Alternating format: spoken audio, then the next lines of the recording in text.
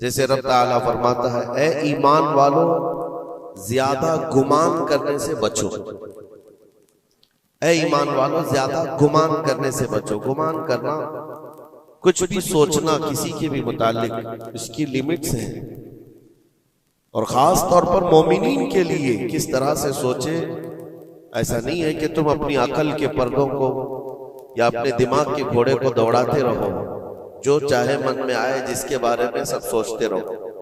कुरान ने तो इस पर पाबंदी लगाई, ऐ ईमान वालों ज्यादा गुमान करने से बचो, वला तजस्ससु, और किसी की टोह में मत लगे रहो। तजस्सुस किसको कहते हैं? जासूसी करना। कौन कहां जा रहा है, कहां से आ रहा है, इसके घर में कितने लोग हैं, किस वक्त इनके घर में क्या क्या होता है, तुम्हें उसके बारे में अल्लाह ने हुक्म नहीं दिया। लेकिन भाइयों की टोह में लगे रहना बहुत बड़ा गुनाह है, गुनाह कबीरा में है। वला यग़्तब बअदुकुम बअदा, और आयत का ये तीसरा हिस्सा है। और अपने भाइयों की गैर मौजूदगी में उनकी गीबत ना करो, उनके खिलाफ बातें ना करो। और रब ताला फरमाता, क्या तुम में से कोई ये पसंद करता है कि अपने मरे हुए भाई का गोश्त खाए? जो गीबत करता है गोया कि वो अपने मरे हुए भाई का कच्चा गोश्त खाता है। और गीबत के मुतालिक बहुत सारे लोगों को ऐसा लगता है, अरे मैं तो पीठ पीछे क्या सामने मुंह पे भी यही बोल सकता हूं। ये बातें जो कहते हैं, गीबत का मतलब ये नहीं है कि सिर्फ पीठ के पीछे बोलना, मुंह के सामने भी ऐसी चीज बोलना जो उसको बुरी लगे, वो गीबत है, वो भी हराम है।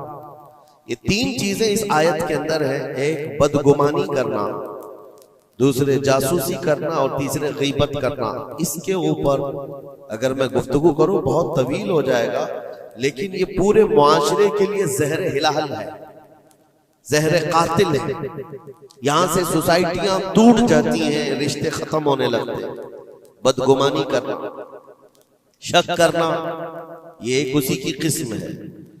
जन इसको अरबी में कहा गया है गुमान, यानी किसी के मुतालिक गुमान करना। देखे, दुनिया में जो चीज दिख रही है जरूरी नहीं है कि वो वैसी ही हो। हर चमकने वाली चीज हीरा नहीं होती, और हर काली दिखने वाली चीज कोयला भी नहीं होती। दोनों में बड़ा फर्क है। हकीकत कुछ और हो सकती है, लेकिन बगैर किसी तहकीक के या बगैर तुम्हें यकीन के गुमान कर लेना, ये तुम्हें बहुत बड़े गुनाह में ले जाएगा, बहुत बड़े गुनाह में। अब गुमान की किस्में भी मैं आपको बताऊंगा, उससे कबल मैं आपको बताऊं सर, सैयदना जुनैद बगदादी रदी अल्लाह ताला अन्हु, जो सैयदुत ताइफा है, वलियों के सरदार, अपने जमाने के कुतुब, घर में बैठे हुए थे। बड़े आप घर से भी मालदार थे, बहुत सारे लोग अपनी जरूरत लेकर के आते थे। दोपहर का वक्त था, एक मांगने वाला आपके दरवाजे पर आया। आपको जो देना था वो दे देते, लेकिन आपने उसको खैरात देने के वक्त दिल में ये सोचा कि हट्टा कट्टा आदमी है, कमाकर खा सकता है, इसको ये बुरी लत कहां से पड़ गई, ये कैसा आदमी है। बहरहाल उसको जो खैरात देनी थी दे दिया, वो बंदा चला गया, खैरात लेकर चला गया। अब वापस आप अपने घर आए, और जैसे ही आप आए नींद लग गई, आप सो गए। आपके सोने के बाद आपने ख्वाब देखा कि मैदान महशर कायम हो चुका है, हिसाब किताब हो रहा है, लोगों में नफसा नफसी का हाल है, फरिश्ते कुछ को पकड़ कर ले जा रहे हैं, कुछ का हिसाब कर रहे हैं। और जब हजरत जुनैद बगदादी का नंबर आया तो दो फरिश्ते बहुत बड़ी थाल लेकर के आए, जिसमें कच्चा गोश्त था और खून टपक रहा था। जुनैद बगदादी से कहा गया कि ये लो, इसको खाओ। तो हजरत जुनैद बगदादी ने कहा कि क्या मुझे नहीं जानते, मैं जुनैद, मैंने ऐसा कौन सा गुनाह किया कि मुझे इसकी सजा ये दी जा रही है। फरिश्तों ने कहा, ऐ जुनैद, क्या अपने मोमिन भाई के बारे में आज दिन में आपने बुरा गुमान नहीं किया? जो आपके दरवाजे पर आया उसके मुतालिक आपने बदगुमानी नहीं की? तो हजरत जुनैद बगदादी रज़ियल्लाहु ताला अन्हु बिछक करके उठ गए, खौफ के मारे नींद खुल गई। और उसके बाद बेकरारी इतनी आई कि हाँ मैंने तो गुमान उसके मुतालिक गलत किया था। थोड़ा सा ऐसा भी नहीं है कि वो चोर है, डकैत है, डाकू है, ये भी नहीं, सिर्फ इतना सोचा था कि हट्टा कट्टा आदमी है, मांगता क्यों है। हज़रत जुनैद बगदादी अपने घर से निकले उस फकीर को ढूंढने के लिए कि जो मेरे घर आया था, और उसके बाद ढूंढते हुए उसके पास पहुंच गए। जा करके उससे माफी तलब की, कहा कि आज तू जो घर पर आया था मैंने तेरे मुतालिक ये गुमान किया था कि तू हट्टा कट्टा आदमी है और मांग कर खा रहा है। तो उसके बाद उस शख्स ने जो जवाब दिया वो हैरत में था। मेरे अजीजों, ना वो फकीर था, ना ही वो कोई कमजोर और मजबूर था, बल्कि अल्लाह के एक वली थे जो उनके इम्तिहान के लिए आए हुए थे। हज़रत जुनैद बगदादी रज़ियल्लाहु ताला अन्हु को उससे ज्यादा माल उन्होंने लौटाया और कहा, ऐ जुनैद, तेरे मकामात को अगर कोई चीज खत्म करती है तो मोमिनीन के मुतालिक बदगुमानी कर, अगर तू आज यहाँ ना आता तो तेरे मकामात रोक दिए जाते, आगे तुम न मारिफत और तरीकत के रास्ते पर बढ़ सकते, क्योंकि ये मर्ज है, ये बीमारी है। इस बीमारी ने तो हमारे मुआशरे को खराब किया हुआ है। बदगुमानी से बचो। यहां तक के लोगों ने बहुत जल्दी अपने दिमाग पर यकीन करके फैसले भी ले लिए हैं। आप मिसाल के तौर पर किसी घर से कोई निकल रहा है और आपने फौरन ये गुमान कर लिया कि ये इस घर में बदकारी करने के लिए गया था। आपकी नेगेटिविटी जो जहन में थी आपने गुमान किया और उस पर यकीन की मोहर भी लगा दी। ना उससे आपने जाकर पूछा कि कौन है, क्यों आया था। इसी तरह की एक और बात मैं आपको बताता हूं। हजरत शफीक बल्खी बड़े बुजुर्ग दरियाए दजला के किनारे आए, देखा कि एक मर्द, एक नौजवान है, औरत को गोद में सुलाया हुआ है दरिया के किनारे और शराब की बोतल हाथ में लिए बैठा है। इस तरह का माहौल तो बगदाद का नहीं था, पर्दे का माहौल था, इस्लामी माहौल था, लेकिन खुले आम कोई दरियाए दजला के किनारे इस तरह बैठे और वो भी औलिया की नजर पड़े तो उनके लिए तो बहुत हैरत की बात थी। हजरत शफीक बल्खी ने देखा, कहा, हाय अफसोस, जमाना कहां आ गया। लोग खुले आम औरतों को लेकर बाहर सोने में बाहर मजे करने लग गए और खुले आम अब शराब भी पी जाने लगी। शराब भी पी जा रही है, खुद भी पी रहा है, उस औरत को गोद में थोड़ा थोड़ा सा पिला भी रहा है। हजरत शफीक बल्खी ने कहा कि बहुत सख्त हालात हो गए बगदाद में, इतनी अय्याशियां मैं पहली मर्तबा देख रहा हूं। इसी असना में एक कश्ती दरियाए दजला में हिचकोले खाती हुई आ रही थी और उस कश्ती का बैलेंस बिगड़ा हुआ था, वो आगे बढ़ नहीं पा रही थी। इधर उधर करते करते अचानक वो कश्ती पलट गई, उसमें 10 लोग सवार थे, सबके सब दरिया में डूब गए। ये जो नौजवान किनारे पर बैठा था, उस औरत को जो गोद में लिए बैठा था, औरत को उठाया और उसको साइड किया, भागता हुआ गया दरिया के पार, यूं हाथ डालता था, एक आदमी को निकालता था और बाहर करता, ना उसके पांव पानी में डूबते थे। यूं समझ ले कि जैसे दरिया में कोई खड़ा है और अपने हाथ डाल डाल करके निकाल रहा है। 9 आदमियों को उसने अपने हाथों से दरिया से निकाला और बाहर किया और उसके बाद एक आदमी बच गया था। इस नौजवान ने हजरत शफीक बल्खी की तरफ देखा जो वहीं खड़े थे, कहा, क्या है शफीक बल्खी, मेरे बारे में बहुत कुछ तुमने सोचा दिल में, 9 तो मैंने निकाल दिया, एक आप निकाल दिया। ये जो जान बचाया है मैंने, और रब तबारक व तआला ने फरमाया जिसने किसी एक की जान बचाई उसने पूरी कायनात की जान बचाई, पूरी दुनिया की जान बचाई। मैंने तो 9 को बचाया, आप एक बचाओ। आपने फरमाया इस सिलसिले में बाद में बात करेंगे, पहले उस आदमी को बचा लो, उस आदमी को बचा लो, मैं तुमसे इल्तिजा करता हूं। उसने 10वें को भी बचाया। उसके बाद हजरत शफीक बल्खी के दिल में एहसास हुआ कि मैंने गलत जगह गुमान किया, ये कोई आम आदमी नहीं है, आम इंसान नहीं है। इसके मुतालिक मैंने क्या क्या दिल में सोच लिया, क्या क्या गुमान कर लिया। तो आपकी आंखों में आंसू आ गए और कहा कि मुझसे बड़ी खता हो गई, मुझे माफ करें। लेकिन आपको अल्लाह ने ये ताकत दी है कि आप दरिया पर खड़े होकर इंसानों को बचा तो रहे हैं, लेकिन ये क्या है जो किनारे पर बैठ करके खुलेआम हो रहा है? किनारे दरिया के बैठकर ये खुलेआम क्या हो रहा है? उस नौजवान ने कहा, शफीक बल्खी, ये भी मैं बताता हूं, वो गोद में पड़ी हुई औरत कोई आम औरत नहीं, मेरी माजूर माँ है, बीमार है, और उसको दरिया के किनारे लाने का हकीमों ने हुक्म दिया। और मेरे हाथ में जो बोतल है ये दवा की बोतल है, उसको हर आधे घंटे पर पिलाया जाता है। मैं भी पीता हूं और मेरी माँ को पिलाता हूं। सिर्फ इलाज की गर्ज से मैं यहां पर बैठा हुआ हूं। और आपने अपने दिमाग में क्या क्या सोच लिया कि बगदाद तबाह हो गया, याश हो गया, नौजवान औरतों को लेकर आके बैठने लग गए, शराब पीने लग गए। मेरे अजीजों, ये बहुत बड़े वली कामिल की बात कर रहा हूं, हज़रत शफीक बल्खी। लेकिन उनको खता का एहसास होता तो वो रोते, गिड़गिड़ाते और तौबा भी करते। हमारे तो हालात ऐसे हैं कि हमने तो बिल्डिंगें बना ली अपने गुमान पर, इमारतें बना ली, फलां के मुतालिक ऐसे ऐसे मामलात हैं, और उसी पर हम इमारतें बनाना शुरू कर देते हैं, जबकि हमारे पास यकीन के लिए एक दलील भी नहीं होती।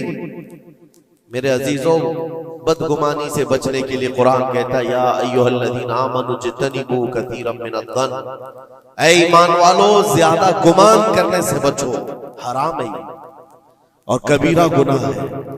यहां तक के फरमाया गया कि बदगुमानी करोगे मोमिनीन के मुतालिक, कल क़यामत के दिन फैसला होगा, और अगर तुम्हारा गुमान गलत निकला तो सारी नेकियां तुम्हारी उठाकर उस बंदे को दी जाएगी जिसके मुतालिक बदगुमानी किया था। और तुम नेकियों से अगर खाली थे तो ये मत समझना कि अब कुछ नहीं लिया जाएगा, बल्कि जिसके मुतालिक बदगुमानी किए थे उसके गुनाह उठाकर तुम्हारे ऊपर डाल दिया जाएगा। उसके हुकूक की पामाली है, हुकूकुल इबाद है। इसलिए ये गुनाह ऐसा है, बल्कि एक मर्ज है जो लोगों के एतमाद को खत्म करता है, रिश्ते बिगड़ जाते हैं। मुझे याद है एक बात बहुत पहले की, हमारे जमाने तालिब इल्म, मैंने तकरीबन 8-10 साल देखा, दो गहरे दोस्त थे, बहुत गहरे दोस्त, एक साथ खाते थे, एक साथ जाते थे, मशहूर थी दोस्ती। और इत्तेफाक ऐसा हुआ कि एक महफिल में बैठे हुए थे, एक दोस्त जो है वो मुझसे बात कर रहा था, और उसका जो दूसरा दोस्त है वो दूर बैठा हुआ है। अब इस दोस्त ने मुझे कान में कुछ बात की, मैंने देखकर हंसा, वो भी मुझे देखकर हंसा, बात कुछ और ही थी। सामने वाले को ऐसा लगा कि हम उसके मुतालिक प्लानिंग कर रहे हैं, और उसको ये लगा कि हम उसके मुतालिक कुछ बुरी बातें कर रहे हैं, जबकि ना उसके नाम का मसला था, ना टॉपिक था, कुछ नहीं था। बस उस बंदे ने इस बदगुमानी की वजह से 10 साल तक बातचीत छोड़ दी। कई मर्तबा हमने बताया भी कि तुम्हारा मैटर नहीं था, तुम्हारा मसला नहीं था, सामने वाले को यकीन नहीं आता, सिर्फ और सिर्फ गुमान की बुनियाद पर कि वो मुझे देखकर हंस रहा था तो मेरे ही मुतालिक बात थी। ये अपने अकल के फतूर पर यकीन करके इमारतें बना लेना तुम्हें बहुत बड़ी गुमराही में ले जाता है। कई मर्तबा ऐसा होता है कि धोखा खा जाओगे। इसी सूरह हुजरात की एक और आयत में बताऊं आपको, अल्लाह करीम फरमाता, या अय्युहल्लज़ीना आमनू इन जाअकुम फासिकुम बिनबइन फतबय्यनु अन तुसीबू कौमन बिजहालतिन फतुस्बिहू अला मा फअलतुम नादिमीन। ये बदगुमानी करने का एक और जरिया है, एक रास्ता है। क्या है? अल्लाह फरमाता, जब तुम्हारे पास कोई फासिक आदमी खबर लेकर के आए तो उसकी तहकीक कर लो। ये अल्लाह का हुक्म है। कोई फासिक आदमी, फासिक कौन है इसकी मिसालें आपको मिल जाएंगी। जो खुलेआम गुनाह करता है वो फासिक है। फासिक आदमी जब तुम्हारे पास खबर लेकर के आए तो रब फरमाता उसकी तहकीक कर लो, वरना ये होगा कि अनजाने में तुमको शर्मिंदगी उठानी पड़ेगी, तुम अपने किए पर बाद में पछताओगे। अला मा फअलतुम नादिमीन, तुम शर्मिंदा हो जाओगे। अक्सर ऐसा होता है कि कोई खबर लेकर के तुम्हारे पास आया और आज के जमाने का बड़ा फासिक ये व्हाट्सएप है, ये बड़ा फासिक है। इसकी बातों पर कौन यकीन करे? मेरे अजीजों, लोग तो सिर्फ एक दूसरे की एडिट की हुई तस्वीरों को देख करके ईमान ले आ जाते हैं, है ना? ऐसा हकीकत है। व्हाट्सएप यूनिवर्सिटी के फारिगीन तो अभी जमाने में बहुत है, इनकी नॉलेज सिर्फ और सिर्फ उसी से है, इंटरनेट से, व्हाट्सएप से। जबकि इनकी तहकीकात पर अगर लग जाए तो असल वजूद में कुछ है ही नहीं। इसीलिए मेरे अजीजों, बदगुमानी करने से बचो, बदगुमानी करने से बचो। जिसकी असल ही ना हो उस चीज के फैलाने का हम सबब बन जाते हैं कई मर्तबा। अल्लाह करीम हमें इस बलाए अजीम से महफूज रखे। मुझे एक बात याद आती है, मैंने पढ़ा था ट्रेन में एक आदमी सफर कर रहा है और उसके साथ 3 बच्चे हैं। बड़े बेटे की उम्र 7 साल की, दूसरे बेटे की उम्र 5 साल की, तीसरे की 3 साल की। छोटे बच्चे 7, 5 और 3 साल की उम्र के बच्चे हैं। अब वो बंदा जब ट्रेन में सफर कर रहा हो 3 बच्चों को लेकर के, और जब बैठा हुआ है ट्रेन में, कोई बड़ा उधर से कूदता है, कोई इधर से उछलता है। ये तीनों उछल कूद ऐसी मचाए हुए हैं कि इस मुसाफिर का आराम और सुकून गारत हो गया है। थोड़ी देर तक तो कोई बर्दाश्त कर लेगा, और उसके बाद मुसाफिर देख रहे हैं दूसरे। बड़ा मसला तो ये है कि उछल कूद तो बच्चे कर रहे हैं, बाप एक जुमला भी उनको मना नहीं कर रहा। ना बड़े से कहता है कि बैठ जा, ना छोटे को संभालता है। उछल कूद कर रहे हैं और ये खामोशी से बैठा हुआ है कोने में। सामने के पैसेंजर देखते रहे और कहा कि कितना बेगैरत आदमी है, बच्चों को ऐसे ही खुलेआम छोड़ा हुआ है, बैलों की तरह नाच रहे हैं। अब कानाफूसी भी शुरू हो गई। थोड़ी देर के बाद जब ये ज्यादा हो गया तो लावा फट ही जाता है लोगों का। कोई किसी की गोद में कूद पड़ रहा है, कोई उछल कूद करते हुए बच्चा किसी के यहाँ लटक जा रहा है। 1 घंटा तमाशा हुआ तो उसके बाद लोगों के सब्र का दामन छूट गया, बोलना शुरू कर दिया। और सबने मिलकर के जब उसको कोसना शुरू किया, भाई साहब आपके बच्चे हैं? उसने कहा मेरे बच्चे हैं। कहा कुछ तो तमीज सिखाओ, सफर के आदाब तो बताओ। कोई वहां से कूद रहा है, कोई यहां से कूद रहा है, सारे लोगों का आराम गारत करके रखा है इन बच्चों ने। आप बाप हैं, आपको तमीज नहीं आती, आपको तरबियत का अंदाज नहीं मालूम। सबकी डांट डपट सुनता रहा और उसके बाद थोड़ी देर के बाद फुर्राई हुई आवाज निकली, उसकी दर्द भरी आवाज निकली। कहा मैं इनको तरबियत अच्छी तरह से देता हूं, तमीज भी है सब, लेकिन मसला ये है कि आज ही सुबह इनकी माँ मेरी बीवी का घर में इंतकाल हो चुका है। वो मैके गई हुई थी, ये बच्चे मेरे पास थे। मुझे सुबह खबर आई है इनकी माँ का अचानक दौरा पड़ने से इंतकाल हो चुका। मैंने अभी तक इन बच्चों को बताया नहीं कि इनकी माँ का इंतकाल हुआ। ये जितना उछल कूद कर रहे हैं, खेल रहे हैं, अभी घर पहुंचेंगे तो इनकी सारी खुशियां खत्म हो जाएंगी। ये अपनी माँ की मुर्दा लाश को देखेंगे तो सारा उछल कूद चला जाएगा। बस मैं इसलिए इनको इतनी देर के लिए छोड़ा था कि जितनी देर खुशी मना सके मना ले, फिर जिंदगी भर इनको माँ को खोने का एहसास तो सताता ही रहेगा। बस इतना जुमला उसका निकला तो हिचकियां बंध गई। जो बगल में मौजूद मुसाफिर थे सबकी आंखों में आंसू आ गए। अब कोई बच्चे को उठाता चूमता था, कोई उसको गोद में उठा रहा है।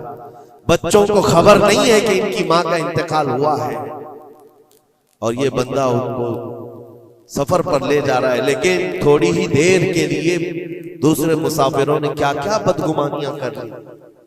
मेरे अजीजों, किसकी जिंदगी में क्या चल रहा है आपको खबर नहीं है। कई लोगों की जिंदगियों में समंदर मौजें मार रहा है और आप उसे देख करके न जाने बेगैरत समझ लेते हैं, कभी उसको बदतमीज समझ लेते हैं। ये बदगुमानियां हैं जो बंदे को यहां तक ले आती है।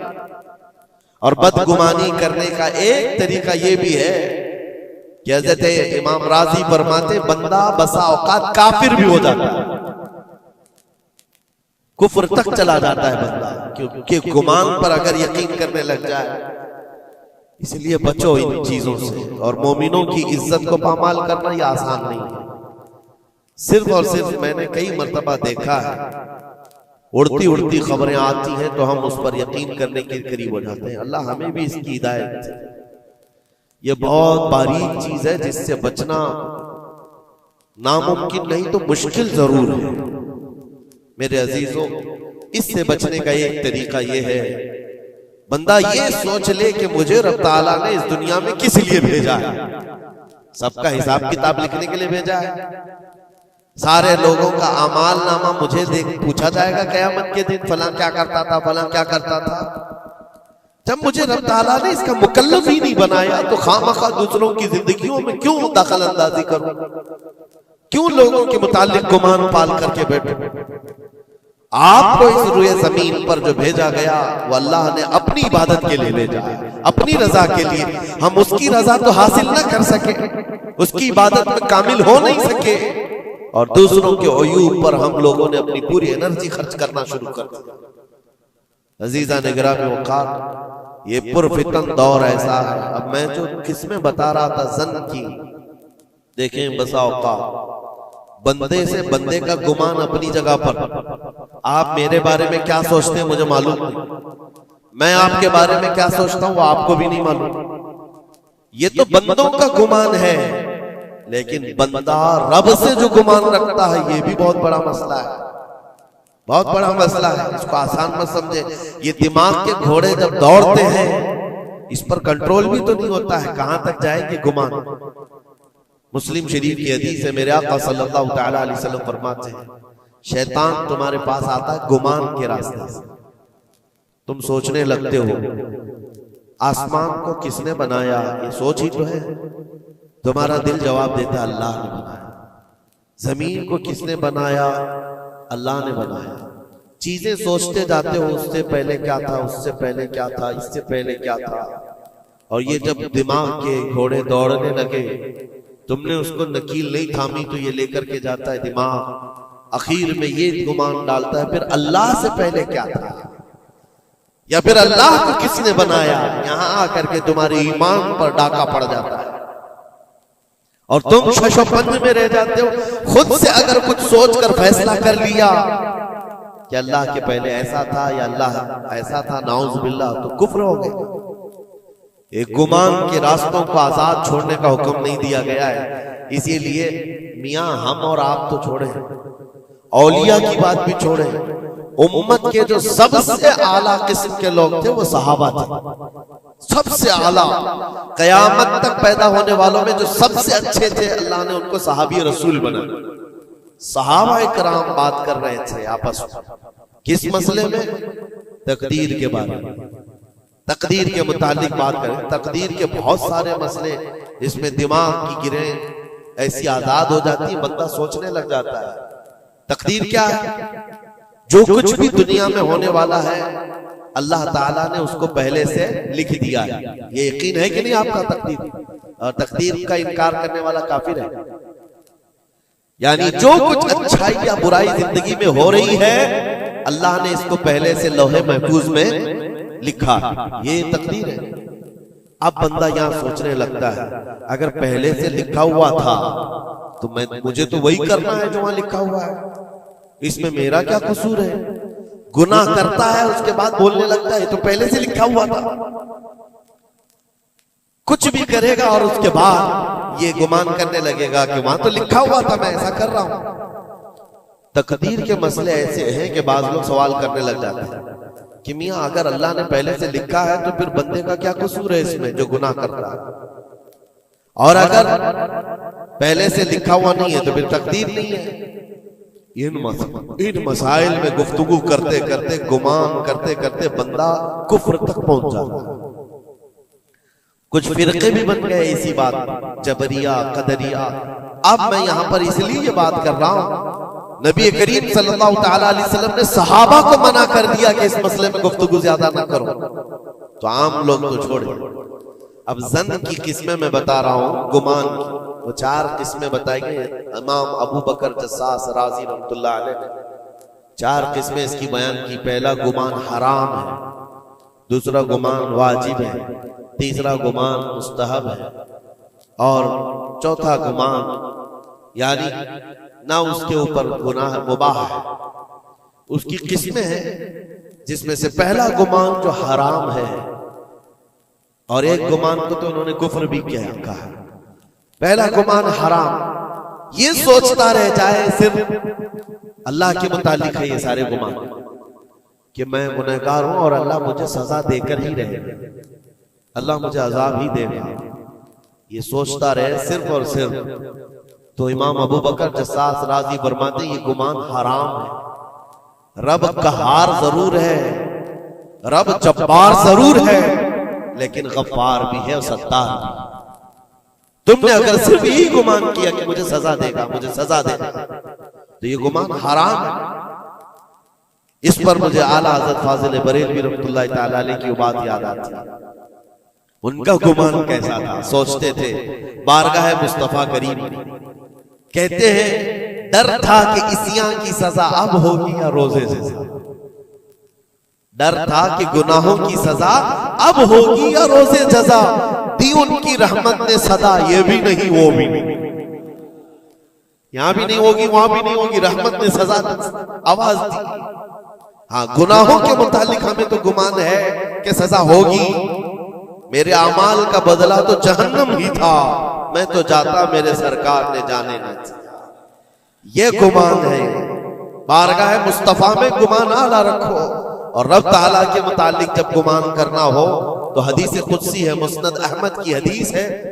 अल्लाह ताला फरमाता अना इंद ज़न्नी अब्दी बी, मैं अपने बंदे के गुमान के मुताबिक सुलूक करता हूं। बंदा मेरे मुतालिक जैसा गुमान करता है मैं उसके साथ वैसा सुलूक करता हूं। अब तुम्हारा है, ये तुम्हारी मर्जी है। और हदीस का आगे का टुकड़ा भी है, फल यदुन मा शा अबी, बंदा जो चाहे मेरे बारे में गुमान कर ले।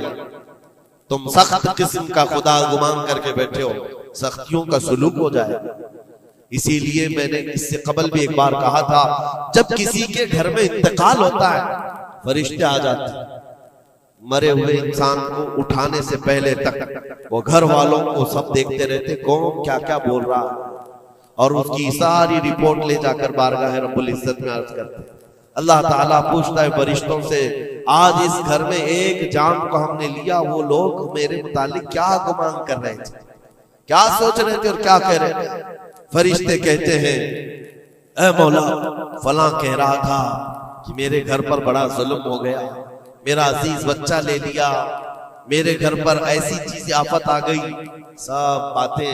तो रब तबारक व तआला फरमाता है फरिश्तों गवाह हो जाओ, उन्होंने जैसा मेरे मुतालिक गुमान किया अब मैं उनके साथ वैसा सलूक करूंगा, दुनिया में भी और आखिरत में भी। और फिर किसी घर से फरिश्ते जाते हैं जो नेक लोगों का होगा, रब ताला पूछता है यहाँ क्या कहा जा रहा था मेरे मुतालिक, क्या सोचा जा रहा था? फरिश्ते कहते मौला उनके घर पर बड़ी गम की बात थी, बड़ी मुसीबत थी, उनके बाप का इंतकाल था, लेकिन हर कोई कह रहा था इन्ना लिल्लाहि व इन्ना इलैहि राजिऊन, हम अल्लाह के लिए हैं और अल्लाह ही की तरफ लौटने वाले हैं। रब ताला फरमाता है फरिश्तों तुम गवाह हो जाओ, इससे बेहतर उनको निअमुल बदल दुनिया में दूंगा और उससे बेहतर आखिरत में अता करूंगा। तो अल्लाह करीम के बारे में गुमान क्या रखना है, ये भी गौर और फिक्र के साथ। ये जन्न हराम से बचो, जन्न कुफ्र से बचो, और जन्न वाजिब है एक जो फिक़ह के मसले हैं, ये अहादीस जिसको जन्नी अहकाम कहा जाता है, वो सब यहां पर डिस्कस करें तो आपके ऊपर से बाउंस चला जाए। और मोमिनीन के मुतालिक मुस्तहब है, अच्छा गुमान करना हर एक के मुतालिक मुस्तहब है।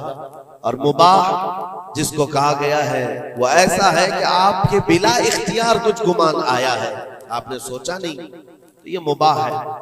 और खैर का गुमान करना, ज़न्नुल मुमिनून खैरन, हुजूर पाक ज़न्नुल मुमिनीन खैरन, मेरे आका सल्लल्लाहु अलैहि वसल्लम ने फरमाया मोमिनों के बारे में हमेशा अच्छा गुमान रखो, अच्छा गुमान रखो। कोई मर गया और जनाजा जा रहा है, एक हदीस ये भी मैं बता दूं आप, तुम्हारे गुमान करने से और तुम्हारे बोलने से कितना फर्क पड़ता है।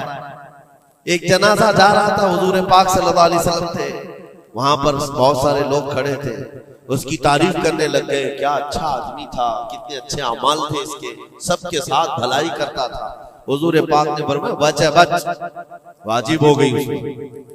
फिर एक जनाजा निकला और लोग उसके मुतालिक कहने लगे बड़ा बदकार आदमी था, ये जमीन का बोझ है, चला लोगों के साथ बुराइयां करता था। हुजूर ने फरमाया बच है बच, वाजिब हो गई। साहबा ने पूछा दोनों पर वाजिब हो गई? हुजूर ने फरमाया पहले पर जन्नत वाजिब हुई, दूसरे पर दोज़ख वाजिब हुई। तुमने जिस तरह से उसके मुतालिक अपना वो बनाया, दिमाग बनाया, मोमिनीन जो कसीर मोमिनीन और यानी सलाह व तकवा वाले मोमिनीन जिसके मुतालिक अच्छा गुमान करे, अल्लाह भी उसके साथ अच्छा सलूक फरमाता है। इसीलिए मेरे अजीजों, क्या जाता क्या है अच्छा गुमान करने में? खर्चा कौन सा है आपका? पैसे कौन से लगते हैं आपके? जो कब्रिस्तानों में सोए हुए उनके बारे में अच्छा गुमान करो कि जो कुछ भी थे अनजाने में उनसे खताएं हुई होंगी, लेकिन वो रब ताला की रहमत से मायूस नहीं थे, मौला उन्हें माफ करेगा। ये इतना गुमान करने में तुम्हारा क्या जा रहा है? आज के इस पुरफितन दौर में ऐसे बदमाश किस्म के और ऐसे फित्तीन लोग भी आए हुए हैं जो तुम्हें औलिया से भी बदगुमान कर रहे हैं, सहाबा से भी बदगुमान कर रहे हैं। आज देखते नहीं सोशल मीडिया पर कोई हजरत अमीर मुआविया पे भौंक रहा है, कोई खारजी कुत्ता मौला अली पे भौंक रहा, कोई सैयदा फातिमा तो जहरा हसनैन करीमैन के बारे में बात करने लग गया है। ना तुम्हारा जमाना है, ना तुमने उनको देखा है, सिर्फ उड़ती हुई खबरें आई तो तुमने यहां से गुमान बना लिया, फला बागी था, फला हद से ज्यादा करने वाला था। नाउजुबिल्लाह, ये सहाबा के बारे में बातें हो रही है, औलिया इकराम के बारे में धड़ल्ले से बात की जाती है। वो ऐसे थे, उन्होंने ऐसा किया, इन्होंने वैसा किया। माज़अल्लाह, जिस वक्त तुम्हारी पकड़ होगी तुम्हें दलील देनी पड़ेगी। कहा जाएगा हाथू बुरहानकुम इन कुंतुम सादिकीन, अगर तुम सच्चे हो तो दलील लाओ। जो कुछ तुमने सोचा ये बंदा वैसा था, साबित करो। साबित कर सकोगे? साहबे मामला तब कभी तुमसे मिला ही नहीं, तुमने पहाड़ बना रखा है। अपनी नेकियों को गारत करने से बचाएं। फिर कुरान की आयत पढ़ता हूं, ए ईमान वालों, कसीर गुमान करने से बचो। इसके दो हिस्सों पर तो मैंने बात ही नहीं किया। वला तजस्ससू, जासूसी मत करो। ये जो टिप्पर बने हुए घूमते हैं, मोमिनीन की खबरें पुलिस वालों को देना, हुकूमत के ओहदेदारों को पहुंचाना, इसको तो आज समझते पेशा है। ये 500 की नोट मिलती होगी, उसकी मिसाल ऐसी है, किसी कुत्ते को हड्डी डाली जा रही है और वो उनके पीछे तुम हिलाते हुए भाग रहा हो। तुम्हें पता भी है कितना बड़ा गुनाह है ये, कितना बड़ा गुनाह है। अरे तुम है, लानत है ऐसी जिंदगियों पर। तुमको जिंदगी इसलिए मिली कि तुम मोमिनीन की और मुसलमानों की खबरगिरी करो और यहाँ की जासूसी ले जाकर कुफ्फार को दो। कल कयामत के दिन क्या जवाब दोगे रब ताला के बारे में? रब तबारक व तआला के उन बंदों के मुतालिक जो उसे अल्लाह पुकारते हैं, तुम इनकी खबरें ले जाकर उन कुफ्फार और मुशरिकीन को देना चाहते हो जो हमारी जान के प्यासे हैं। मुसलमानों में से अगर कोई है तो बाज आ जाए, तौबा कर। इतना खतरनाक गुनाह है कि मरने के बाद कब्र में उसका चेहरा किबले से बदल दिया जाए। कब किबला से बदल दिया जाएगा उसका चेहरा, उसको किबले की तरफ रखने नहीं दिया जाएगा। अजीजा ने गिरामी औकात, अल्लाह करीम ऐसी बुरी नौबतों से हमें महफूज फरमाए, ऐसी बुरी ड्यूटी से अल्लाह महफूज फरमाए। करीम खुदा रहमान राहिमीन की बारगाह में दुआ है कि हमें हमारी अक्ल पर कंट्रोल की तौफीक दे और हमें मोमिनीन के मुतालिक हुस्न ज़न की तौफीक अता फरमाए। बदगुमानी से किए हुए गुनाहों से मौला हमको माफ फरमाए। रब तबारक व तआला हमारी गुमान से मोमिनीन का किसी का दिल दुखा हो, हम तेरे बारगाह में सच्ची तौबा करते हैं, मौला हमें माफ फरमा दे। व सल्लल्लाहु तआला अला खैर खल्क़ी मुहम्मद व आलिहि व अस्हाबी अजमईन बिरहमत